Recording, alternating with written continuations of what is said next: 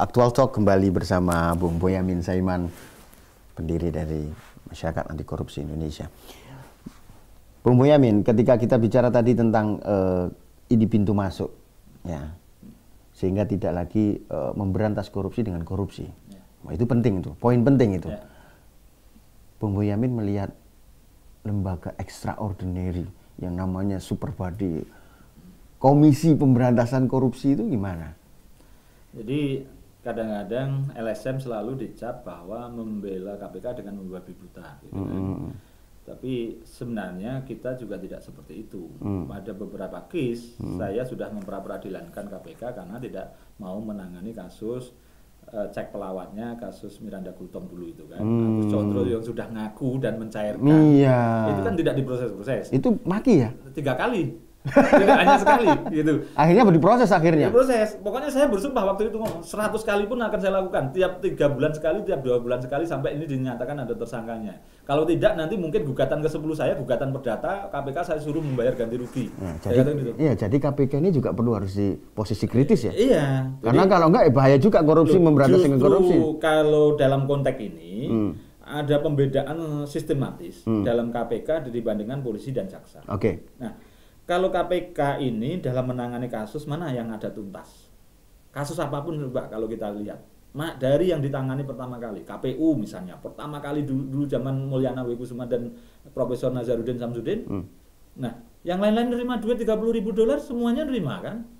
Semuanya komisi menerima? Semua komisioner menerima, $30.000 itu menerima semua. Termasuk yang ke Demokrat itu ya? Iya. Oh iya? Artinya termasuk yang pernah jadi duta besar segala macam itu jadi menteri urusan hukum. Iya, yang sekarang jadi seniornya ketua KPK. Justru pada posisi itulah sebenarnya sejak awal sampai sekarang tidak pernah ada kasus KPK yang tuntas. Kalau polisi sama jaksa kalau menangani perkara itu tuntas langsung tersangka semaksimal mungkin disidangkan. Meskipun volumenya... Ini poin penting bagi saya, tidak ada di KPK persoalan sampai tuntas. Tidak ada. Satu pun tidak ada. Kasus kereta bekas dari Jepang. Masa yang diperkarakan cuma Sumino itu hanya dirjen? Yang kerabatnya menterinya, yang juga perusahaan Sumitomo-nya. Masa perusahaan Sumitomo ini kan alasannya diproses di Jepang. Karena dia perusahaan Jepang alasannya begitu. Ternyata di Jepang apa? Itu bahkan masuk dalam dokumen dakwaan dan tuntutan di KPK di Pengadilan Tipikor bahwa Sumitomo ini diproses disidangkan di Jepang sehingga orangnya dipulangkan ke Jepang. Di sana apa yang terjadi? Di Jepang tidak diproses dengan alasan apa? Jepang itu bisa memproses kalau duitnya itu berasal dari pemerintah Jepang dan lembaga-lembaga keuangan di Jepang, artinya Bank Jepang dan lain sebagainya. Lihat kasus hibah rel kereta ini kan dari APBN, tidak diproses di sana. Enak sekali kan gitu kan? Jepang makanya tidak pernah ada persoalan apapun ketika korupsi segala macam, bahkan lembaga-lembaga perusahaan-perusahaan swasta internasional yang di Indonesia ini selalu bebas melenggang kangkung, malah mereka inilah yang sebenarnya perlu ditangani. Dan kemudian ketika ini harusnya kan Sumitomo diperiksa di Indonesia karena ternyata di sana tidak diperiksa. KPK mana menyentuh setelah kejadian itu? Saya beritahu dengan resmi tidak ada tindak lanjutnya segala macam. Padahal jelas masa antara beli baru rel kereta gerbong kereta beli baru dengan beli bekas kok malah mahal bekas ini gimana caranya? Alasannya untuk pengangkutan. Apa kalau menurut analisa dari Mas Boyamin tentang KPK yang tidak bisa banyak menyelesaikan persoalan itu? Ya karena tekanan politis, kedua ada beberapa. Artinya benar dong kalau kemudian kalau ada sebagian orang bahwa KPK itu adalah bagian dari pusaran kepentingan politik. Ya. Menjadi alat kepentingan politik. Itu yang ingin saya coba sampaikan juga karena saya selaku koordinator tim kuasa hukum Antasari yang mengajukan PK ke Mahkamah Konstitusi itu, saya akhirnya bisa mengecek dan memastikan semuanya dalam konteks itu Antasari lah yang mencoba independen. Kemudian dia terjungkal karena independen itu. Sebelumnya sangat kompromi, yang sekarang pun sangat kompromi. Saya tahu persis itu. Kasus bocornya seprindik Anas Urbaningrum. Itu saya tahu persis bagaimana ini dari mindset orang yang menyutradai perkara ini dapat bonus. Dia bisa menghantam Anas Urbaningrum sekaligus menghantam AS Abraham Samad. Karena apa? Nanti kalau Abraham Samad ini nanti macam-macam agak sedikit kritis terhadap kekuasaan, ini loh urusan seperindik kamu pelanggaran pidana. Tinggal polisi proses sudah tersangka terdakwa dia guling kan gitu. Nah ini yang perlu kita dudukkan secara proporsional bahwasanya banyak elemen masyarakat bahwa seolah-olah KPK itu adalah malaikat suci yang kemudian itu seolah-olah juga polisi kemudian kejaksaan itu nothing lah, tidak ada apa-apa gitu loh. Tidak ada apa-apa menurut saya dalam konteks ini. Seperti tadi saya nyatakan di rapat dengar pendapat dengan DPR, itu saya di Komisi 3? Di Komisi 3 itu saya nagih, karena saya sudah hampir sebulan lebih mengirim surat kepada Komisi 3 untuk memanggil BPK dan KPK. Karena saya dapat informasi yang cukup bahwa BPK ini kan ditugasi untuk audit. Ya, betul sekali. KPK. Betul. Nah, 2011 belum dia? Iya. 2011 belum itu ya? KPK ya? Sudah? Artinya ini dimulai tahun kemarin 2012. Ini permintaan Komisi 3 ini. Ini audit kinerja. Audit kinerja. Artinya untuk tahun 2012. Termasuk nantinya bersih kan 2011 juga kan gitu kan, karena betul. 2 tahun terakhir atau apa kan karena permintaan tahun 2012 kan ini sampai sekarang. Nah, ini saya dapat informasi yang sangat cukup bahwa KPK ini sangat tidak kooperatif dengan BPK. Iya. Saya juga mendengar itu.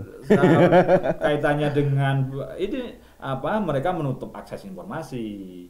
Bahkan bahasa saya malah menghalang-halangi. Saya sudah melaporkan ini sebulan yang lalu kepada Komisi 3 bahwa KPK tidak mau kerjasama. Tidak kooperatif. Bahasa enaknya begitu. Tidak kooperatif. Tapi sebenarnya menghalang-halangi. Udah, itu aja. Menghalang-halangi audit kinerja dari BPK. Dan tadi saya tagih, DPR kenapa sampai hari ini belum pernah manggil KPK sama BPK kaitannya dengan audit kinerja. Karena ada 2 pasal itu di Undang-Undang Pemberantasan Korupsi sendiri bahwa KPK harus bertanggungjawaban secara publik dan juga bertanggungjawaban pada Presiden, pada DPR dan kepada BPK. Ada pasalnya begitu. Dia selalu mengandalkan kalau ini. Tapi sebentar Mas, ada semacam ini agak kita beralih sedikit tentang bahwasanya kalau sudah case itu masuk ke KPK itu tidak akan pernah berhenti. Dia akan terus. Mana? Berikan saya satu kasus saja yang tuntas. Buktinya WKS tuntas itu. Secara moral selesai itu WKS itu kan. Oh, iya. Tapi artinya pada posisi kemudian nantinya ini apakah sampai Kementerian Pertanian yang sampai ke sana. Ya mungkin karena mungkin dari sisi politisnya nggak begitu resisten dan PKS akan jadi musuh bersama, abangan pun musuh bersama segala macam bla bla bla. Itu udah masuk wilayah politik lah. Ya. Mungkin agak dikencengin, tapi saya yakin masih ada sisa-sisanya. Tapi beda dengan penanganan kasus ketika Nazarudin, bagaimana aliran-aliran dana itu ke Partai Demokrat dan semuanya. Agak menuju tuntas, tapi saya yakin nanti. Ini kan baru nanti gitu kan.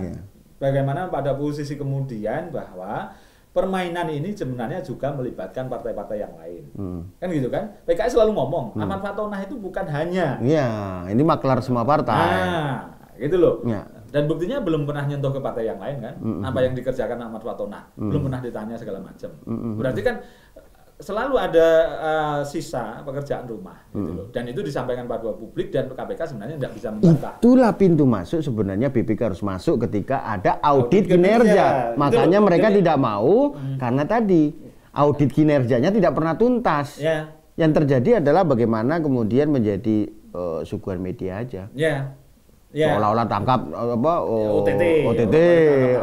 Itu kan keren itu Mas. Ya nanti lama-lama nangkap camat dan kan gitu kan. Jadi kalau bupati udah habis, gubernur udah habis, nanti lama-lama camat. Maki pernah nggak Maki secara lembaga maupun secara pribadi berbicara dengan pimpinan KPK? Saya dalam konteks itu seumur-umur menjaga jarak. Kebiasaan saya tidak pengen pernah ketemu. Bukan masalah ketemu, membicarakan ini bahwasanya kenapa banyak persoalan yang tadi salah satu contoh-contoh tadi itu tidak pernah selesai. Pada posisi saya memang berusaha menjaga jarak. Dalam konteks itu saya juga tidak akan negur, tidak memberikan masukan. Itu tugasnya dia kan.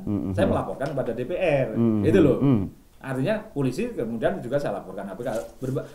Imbang-imbangan. Kalau saya melapor ke dia apa? Manfaatnya. Ya, kalau saya sekarang Mas Bonyamin masuk sebagai salah satu juga tim advokasi untuk Pak Antasari Azhar. Ya. Dan situ banyak koordinator ya. Di MK juga ya. Untuk PK2 ya, PK kedua kali ya. Karena PK tidak dibatasi hanya sekali. Memang ada novum baru Mas. Nah, kalau pada posisi novum itu dalam pengertian novum itu adalah keadaan baru. Ini bisa perspektif baru, cara baru, menemukan hal baru dari keadaan lama. Misalnya gampangnya cerita sejarah itu adalah tes darah. Dulu ketika ini, oh ternyata darah yang tercecer ini selain darah korban adalah ada darah lainnya. Oh ini dianggap pelaku. Ada metodologi baru. Ya, gitu loh. Jadi bisa aja yang dulu dianggap bukti menjadi tidak bukti. Novum itu begitu keadaan baru itu. Jadi bukan selalu jangan bukti baru, selalu ini ilahiyah. Gitu Ya, loh. ya, oke. Kalau soal ini tidak boleh dicari. Kalau Oke, soal menarik bukti ini. baru. Nanti kita akan teruskan Ya. keterbatasan waktu kita. Pemirsa, tetap bersama Aktual Talk dan sangat menarik lagi kita bicara tadi tentang pemberantasan korupsi dan khususnya otokritik kepada KPK. Kan Pak Antasari sudah dituruti kemauannya, nah ini sengaja tidak dimunculkan, gitu loh. Jangan yang diselamatkan.